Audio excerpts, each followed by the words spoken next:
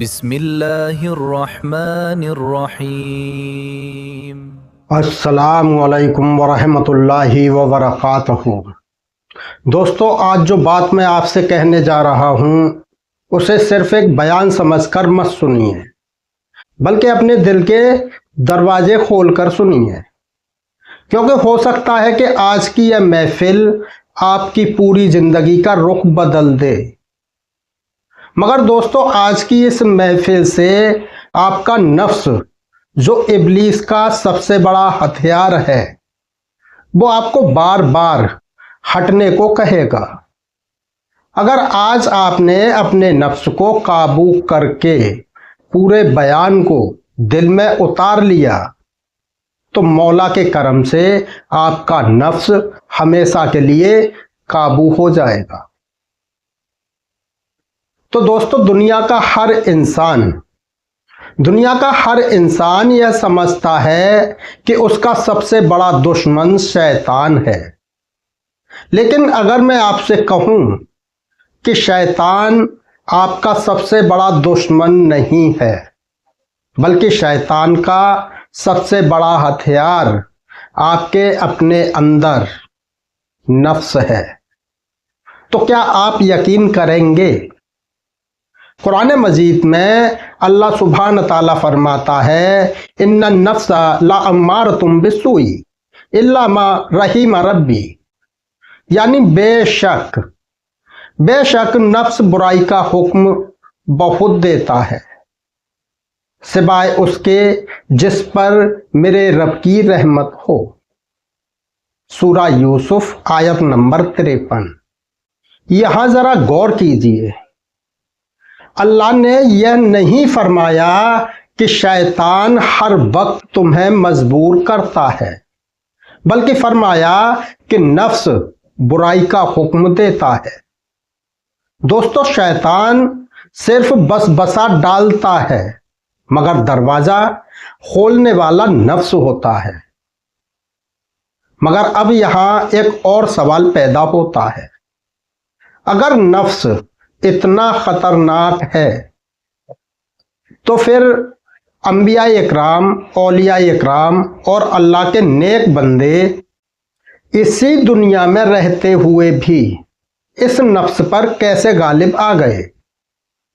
یہیں سے شروع ہوتا ہے وہ سفر جسے میرے پیر و مرشد عارف باللہ سلطان العارفین حضرت صوفی سیدی فرقانی پیر مد ظلہ العالی نے سفر نفس کہا ہے۔ یہاں صوفیاء اکرام فرماتے ہیں کہ انسان کا سب سے بڑا جہاد تلوار کا نہیں، بلکہ اپنے نفس کے خلاف ہے۔ دوستو، یہاں میں آپ کو ایک شعر سناتا ہوں۔ اب مجھے اپنی طرف تیر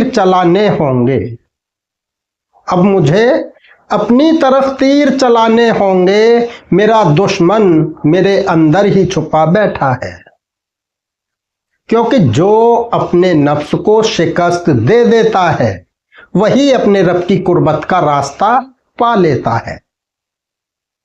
رسول اللہ صلی اللہ علیہ وسلم نے فرمایا، اصل مجاہد وہ ہے جو اللہ کی اطاعت میں اپنے نفس سے جہاد کرے۔ میرے عزیز دوستو، ذرا اپنی زندگی پر نظر ڈالیے۔ جب غصہ آتا ہے تو کون کہتا ہے کہ جواب دو؟ جب حسد پیدا ہوتا ہے تو کون کہتا ہے کہ اسے گرا ہوا دیکھو؟ جب حرام کمانے کا موقع ملتا ہے تو کون کہتا ہے کہ کوئی فرق نہیں پڑتا؟ جو حرام اور حلال کی تمیز بھلا دیتا ہے۔ جب ریاکاری یعنی دکھاوا دل میں پیدا ہوتا ہے تو کون کہتا ہے کہ لوگ تمہاری تعریف کریں؟ جب آپ عبادت کرتے ہیں تو کون کہتا ہے کہ لوگ آپ کو دیکھیں کہ آپ عبادت گزار ہیں؟ کیا یہ آواز باہر سے آتی ہے؟ نہیں، یہی آواز आपके अपने नफ्स की आवाज है। मगर अल्लाह सुब्हान ताला की रहमत देखिए, जिस नफ्स ने आपको गिराया है उसी नफ्स को अगर तरबियत मिल जाए तो वही नफ्स आपको विलायत के मुकाम तक पहुंचा सकता है। यही वजह है कि सूफिया इकराम फरमाते हैं, जिसने अपने नफ्स को पहचान लिया उसने अपने रब की पहचान की राह पा ली। अब सवाल यह है, क्या हर इंसान का नफ्स एक जैसा होता है? नहीं, नफ्स 7 मंजिलों से गुजरता है दोस्तों। पहली मंजिल जिससे लगभग पूरी दुनिया गुजर रही है, जिसे कहते हैं नफ्से अम्मारा। लेकिन नफ्से अम्मारा आखिर करता क्या है? कैसे इंसान को गुनाह इतना खूबसूरत दिखाई देता है कि वह उसे गुनाह समझना ही छोड़ देता है? और सबसे बड़ा सवाल, क्या कोई ऐसा रास्ता है जिससे नफ्से अम्मारा काबू हो जाए? दोस्तों, अब अपनी आंखें बंद कीजिए और तसव्वुर कीजिए एक ऐसा कैदी जिसने कोई गुनाह नहीं किया, फिर भी बरसों से जेल की अंधेरी कोठरी में बंद है। न कोई शिकायत, न कोई बगावत, न कोई चीख। और वह कैदी हैं हजरत यूसुफ अलैहिस्सलाम। उनकी खूबसूरती पर मिस्र की औरतें हैरान थीं। एक तरफ दौलत थी, शोहरत मिलने वाली थी, और गुनाह का दरवाजा उनके सामने खुला हुआ था, और महल के तमाम दरवाजे बंद थे, कोई देखने वाला नहीं था। और उस वक्त नफ्स ने कहा होगा, यूसुफ आज कोई नहीं देख रहा।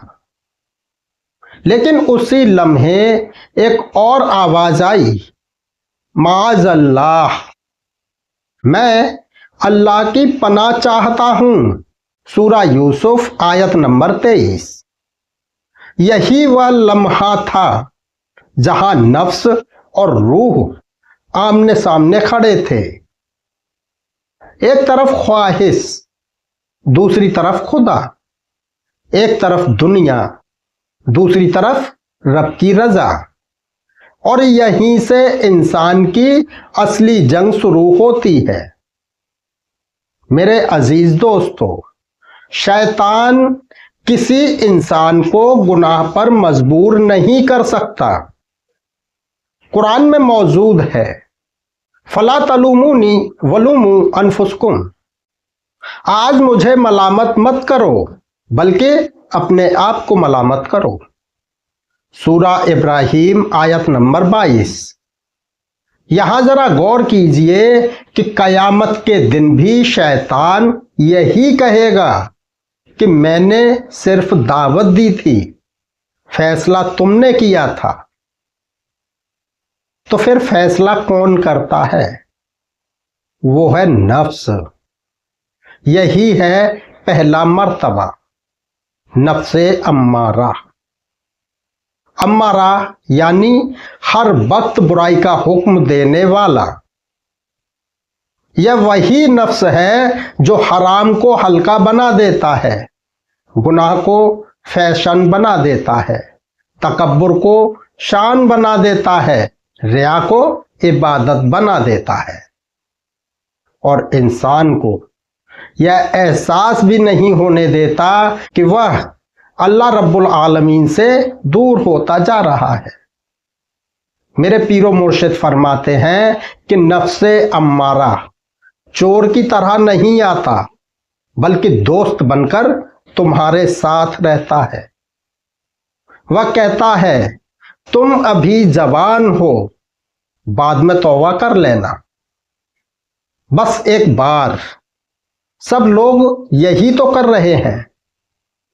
अल्लाह ताला गफूरुर रहीम है। और इंसान धीरे धीरे धीरे धीरे अपने दिल की रोशनी खो देता है। तो दोस्तों, ابھی بھی آپ کے دل پر نفس نے دستک ضرور دی ہوگی اور کہا ہوگا کہ بند کرو یہ ویڈیو اور کچھ ایسا دیکھو جس میں تمہیں مزہ دلا سکوں، مگر آپ دل کی گہرائیوں سے اس بیان کو سنیے۔ آج نفس ہار جائے گا کیونکہ اس بیان میں علاج ہے نفس کا۔ اگر تنہائی میں آپ کی آنکھوں سے آنسو نکل آتے ہیں، اگر سجدے میں آپ کو اپنی خطاؤں کا احساس ہوتا ہے، تو سنیے، آپ کے لیے امید ابھی زندہ ہے، کیونکہ آپ نے پہلی منزل کو چھوڑ کر دوسری منزل میں قدم رکھ دیا ہے۔ نفس لوامہ، نفس لوامہ، اللہ سبحانہ تعالیٰ فرماتا ہے وَلَا اُقْسِمُ بِالنَّفْسِ اللَّوَّامَةِ، میں اس نفس کی قسم کھاتا ہوں جو اپنے آپ کو ملامت کرتا ہے۔ سورہ القیامہ آیت نمبر 2۔ کیا آپ نے کبھی ایسا محسوس کیا ہے کہ گناہ کرنے کے بعد دل کہتا ہے کہ تو نے یہ کیا کر دیا؟ سجدے میں آنکھیں بھر آتی ہیں، قرآن پڑھتے ہوئے اپنے گناہ یاد آنے لگتے ہیں، رات کے اندھیرے میں دل کہتا ہے یا میرے مولا مجھے معاف کر دے۔ اگر ایسا ہوتا ہے تو سمجھ لیجئے اللہ سبحانہ تعالیٰ نے ابھی آپ کا ہاتھ نہیں چھوڑا۔ یہ ملامت، یہ بے چینی، یہ شرم دراصل رحمت کی نشانی ہے۔ امام جنید بغدادی رحمت اللہ علیہ فرماتے ہیں جس دل میں اپنے گناہ کا درد مر جائے وہ دل سب سے بڑی مصیبت میں ہوتا ہے، کیونکہ جس دن انسان گناہ کر کے ہنسنے لگے اس دن نفس امارہ جیت جاتا ہے، لیکن جس دن گناہ کرنے کے بعد انسان رونے لگے اس دن اللہ سبحانہ تعالیٰ کی رحمت اس کے قریب ہونے لگتی ہے۔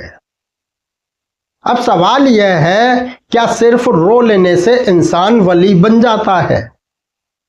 کیا صرف توبہ کر لینے سے سفر پورا ہو جاتا ہے؟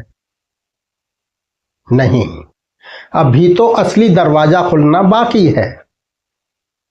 ایک ایسی منزل جہاں اللہ سبحانہ تعالیٰ خود بندے کے دل میں ہدایت کی روشنی ڈالتا ہے، جہاں ذکر بوجھ نہیں رہتا بلکہ سانسوں کی زینت بن جاتا ہے۔ لیکن میرے عزیز دوستو، سفر ابھی ختم نہیں ہوا۔ نفس لوامہ کی منزل پر انسان اپنے گناہوں پر روتا ہے، مگر ابھی وہ ہر بار اپنے نفس پر غالب نہیں ہو پاتا۔ کبھی جیت اس کی ہوتی ہے، کبھی نفس کی۔ کبھی توبہ کرتا ہے پھر بہک جاتا ہے، کبھی سجدے میں روتا ہے پھر دنیا کی چمک اسے اپنی طرف کھینچ لیتی ہے۔ مگر دوستو، پھر ایک رات آتی ہے، پھر ایک وقت آتا ہے، ایک ایسی رات، ایک ایسا وقت جب بندہ تنہائی میں اپنے رب کو پکارتا ہے۔ کوئی دکھاوا نہیں، کوئی ریاکاری نہیں، صرف وہ اور اس کا رب۔ وہ کہتا ہے یا میرے مولا، یا میرے مولا میں تھک گیا ہوں، اب مجھے میرے نفس کے حوالے مت چھوڑ۔ اور یہیں سے شروع ہوتی ہے وہ منزل جسے صوفیاء اکرام نفس ملہمہ کہتے ہیں۔ اللہ سبحانہ تعالیٰ سورہ الشمس میں ارشاد فرماتا ہے وَنَفْسٍ وَمَا سَوَّاهَا فَأَلْهَمْهَا فُجُورَهَا وَتَقْوَاهَا قَدْ أَفْلَحَ مَنْ زَكَّاهَا وَقَدْ خَابَ مَنْ دَسَّاهَا، یعنی قسم ہے نفس کی اور اس کی جس نے اسے درست بنایا، پھر اسے اس کی برائی اور اس کی پرہیزگاری دونوں کا الہام دیا۔ کامیاب ہوا وہ جس نے اپنے نفس کو پاک کیا، اور نامراد ہوا وہ جس نے اسے گناہوں میں دبا دیا۔ سورہ الشمس آیت نمبر 7، 8، 9 اور 10۔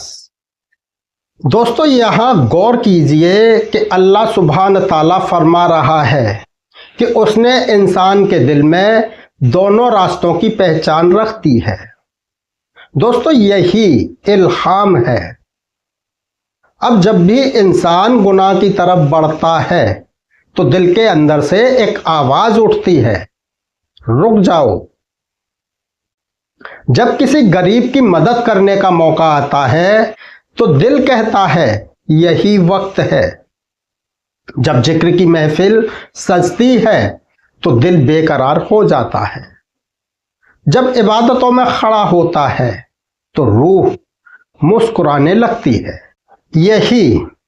یہی نفس ملہمہ کی پہلی نشانی ہے۔ لیکن یاد رکھیے، دل میں اٹھنے والا ہر خیال الہام نہیں ہوتا۔ میرے پیر و مرشد فرماتے ہیں کہ دل پر آنے والے خیال 4 طرح کے ہو سکتے ہیں: رحمانی، مالکی، نفسانی اور شیطانی۔ اس لیے ہر اندرونی احساس کو اللہ سبحانہ تعالیٰ کی طرف سے الہام سمجھ لینا صحیح نہیں ہے۔ اس کی پرکھ قرآن، سنت اور شریعت کی روشنی میں کی جاتی ہے۔ جو بات شریعت کے خلاف ہو وہ الہام نہیں ہو سکتی۔ میرے دوستو، اب ذرا اپنے دل سے پوچھئے، کیا کبھی ایسا ہوا ہے کہ بنا کسی وجہ کے آپ کی آنکھوں سے آنسو بہہ نکلے ہوں؟ کیا کبھی لا الہ الا اللہ پڑھتے پڑھتے دل پر ایک عجیب سا سکون اتر آیا ہو؟ کیا کبھی سجدے میں ایسا لگا ہو کہ دنیا کی ساری آوازیں خاموش ہو گئی ہیں؟ اگر ایسا ہوا ہے تو یہ صرف ایک احساس نہیں ہے، بلکہ اللہ سبحانہ تعالیٰ کی رحمت کا دروازہ بھی ہو سکتا ہے۔ اور جب بندہ اس راستے پر صبر کے ساتھ چلتا رہتا ہے، اپنے نفس کا محاسبہ کرتا ہے، ہر روز توبہ کرتا ہے، ذکر الہی کو اپنی زندگی کا حصہ بنا لیتا ہے، تو ایک دن وہ منزل آتی ہے جس کا ذکر خود اللہ سبحانہ تعالیٰ نے اپنے کلام میں کیا ہے۔ یا ایت النفس المطمئنہ ارجعی الی ربکی راضیۃ مرضیہ فادخلی فی عبادی وادخلی جنتی۔ سورہ الفجر آیت نمبر 27، 28، 29 اور 30۔ اے اطمینان پانے والے نفس، اپنے رب کی طرف لوٹ چل، اس حال میں کہ تو اس سے راضی ہے اور وہ تجھ سے راضی ہے۔ میرے بندوں میں شامل ہو جا اور میری جنت میں داخل ہو جا۔ سوچئے کیسا ہوگا وہ دل جسے اب گناہ کی لذت نہیں بلکہ اللہ سبحانہ تعالیٰ کی یاد میں سکون ملتا ہے۔ کیسی ہوگی وہ روح جو ہر تکلیف میں بھی کہتی ہے الحمدللہ۔ کیسا ہوگا وہ انسان جو لوگوں سے نہیں صرف اپنے رب سے امید رکھتا ہے۔ یہی ہے نفس مطمئنہ۔ مگر سوال اب بھی ہے، کیا سفر یہیں ختم ہو جاتا ہے؟ کیا راضیہ اور مرضیہ کا راز یہی ہے؟ اور اولیاء اکرام جس نفس کاملہ کا ذکر کرتے ہیں وہ کیا ہے؟ تو میرے عزیز دوستو، اب ہم اس مقام پر پہنچ چکے ہیں جہاں بہت کم لوگ پہنچنے کی کوشش کرتے ہیں، اور پھر اس سے بھی کم لوگ وہاں تک پہنچ پاتے ہیں۔ جب بندہ نفس مطمئنہ تک پہنچ جاتا ہے تو اس کے دل میں شکایت کی جگہ شکر، غصے کی جگہ صبر، نفرت کی جگہ محبت اور ریا کی جگہ اخلاص پیدا ہونے لگتا ہے۔ لیکن اللہ سبحانہ تعالیٰ نے سورہ الفجر میں صرف مطمئنہ نہیں فرمایا، بلکہ فرمایا ارجعی الی ربکی راضیۃ مرضیہ، یعنی اپنے رب کی طرف لوٹ چل اس حال میں کہ تو اس سے راضی ہے اور وہ تجھ سے راضی ہے۔ یہاں غور کیجئے، پہلے راضیہ پھر مرضیہ۔ پہلے بندہ اپنے رب کے ہر فیصلے پر راضی ہوتا ہے، پھر رب اپنے بندے سے راضی ہو جاتا ہے۔ یہی وہ مقام ہے جہاں انسان کی زبان سے شکایت غائب ہو جاتی ہے۔ رزق کم ہو تو بھی الحمدللہ، بیماری آ جائے تو بھی الحمدللہ، لوگ چھوڑ دیں تو بھی الحمدللہ، کیونکہ اب اس کا دل دنیا سے نہیں اپنے مولا سے جڑ چکا ہوتا ہے۔ میرے پیر و مرشد فرماتے ہیں کہ جب بندہ لگاتار توبہ، ذکر، محاسبہ نفس، اخلاص اور اطاعت کے راستے پر قائم رہتا ہے تو اس کی زندگی کا ہر لمحہ عبادت کا رنگ لینے لگتا ہے۔ اسی تربیتی سفر کے اس بلند درجے کو کچھ سلسلوں میں نفس کاملہ یا نفس صافیہ کہا جاتا ہے۔ اس مقام پر انسان اپنے نفس کا نہیں اپنے رب کا فرما بردار بن جاتا ہے۔ اب اس کی نگاہ میں ہر انسان اللہ رب العالمین کی مخلوق ہے، ہر سانس اللہ کی نعمت ہے اور ہر دھڑکن لا الہ الا اللہ کی گواہی بن جاتی ہے۔ صوفیاء اکرام فرماتے ہیں کہ نفس کی اصلاح کے بغیر دل کی صفائی مکمل نہیں ہوتی، اور دل کی صفائی کے بنا اللہ سبحانہ تعالیٰ کی قربت حاصل نہیں ہوتی۔ اس لیے تزکیہ نفس اسلامی روحانیت کی بنیاد ہے۔ میرے دوستو، اب میں آپ سے ایک آخری سوال پوچھنا چاہتا ہوں۔ اگر آج آپ کی روح آپ سے پوچھے کہ بتاؤ تم اپنے نفس کو کس درجے تک لائے ہو، تو آپ کا جواب کیا ہوگا؟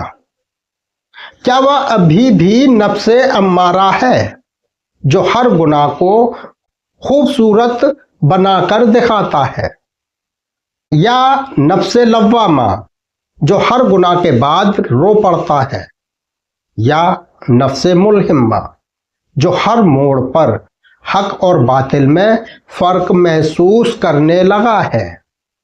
یا پھر کیا آپ کا دل اس پکار کا انتظار کر رہا ہے، یا ایت النفس المطمئنہ؟